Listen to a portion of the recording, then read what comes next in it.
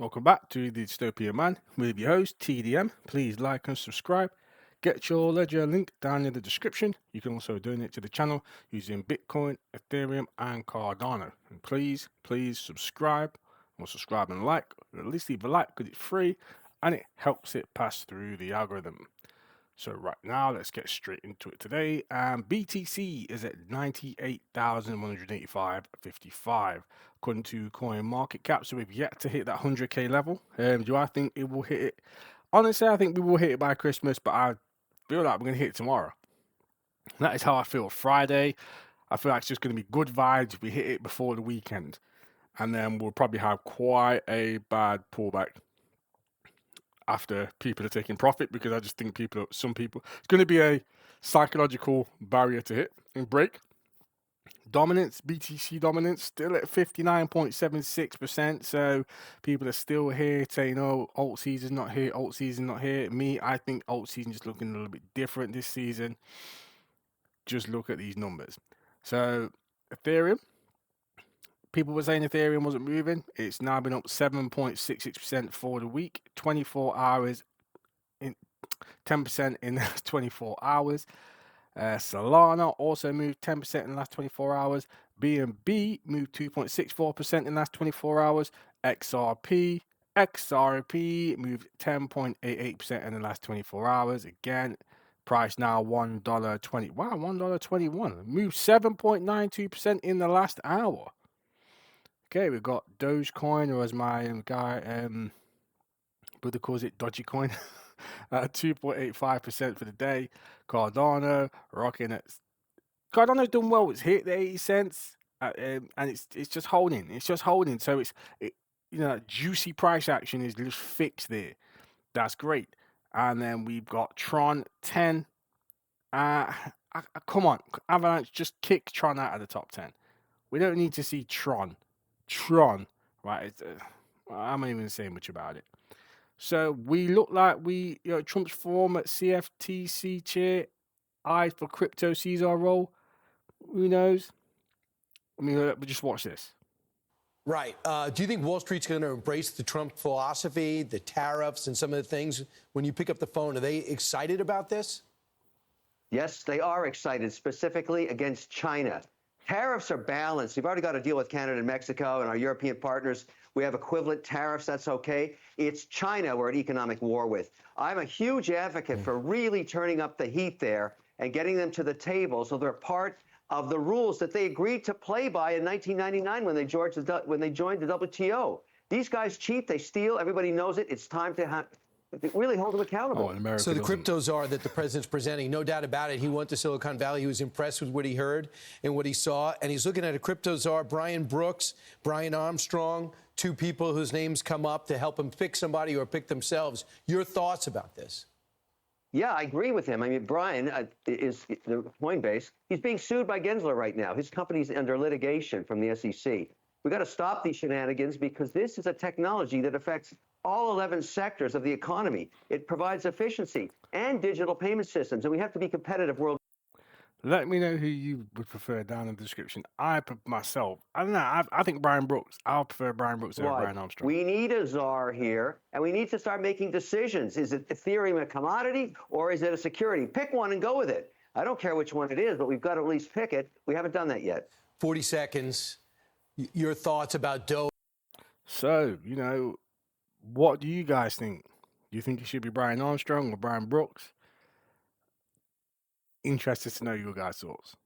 I just think Brian Brooks, because he's former, right? He's not owning a business at the moment. It's just going to look a little bit better, than have somebody that's getting sued by the SEC coming into the White House and then just squashing all the, you know what I mean?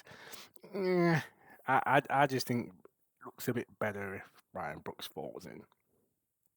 So next here, we have, can Bitcoin solve the sovereign debt crisis? The only thing that could solve the sovereign debt crisis outside of Bitcoin, if countries just said, we will lower your debts. Every country just turned around and said, okay, we'll just start again. Okay, cool. But they will never do that. And we know they'll never do that. So the United States is facing a fiscal crisis of historic proportions. Bloomberg deficits, runaway debt service costs, and the risk of a bond market meltdown are pushing the nation towards uncharted territory. Traditional solutions, whether Austerity, tax hikes, or controlled inflation, are inadequate. Could a radically different approach, leveraging Bitcoin, chart a path forward?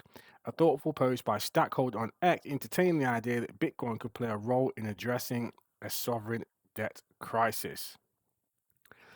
I think this is the plan all along. This is why all the Trump's trying to get it.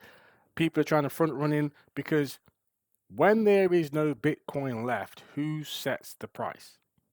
Who sets the price? It's whatever somebody is willing to pay. And when there's none left, and let's say we see Bitcoin at 5 million a Bitcoin, imagine having 200,000 coins at 5 million a coin.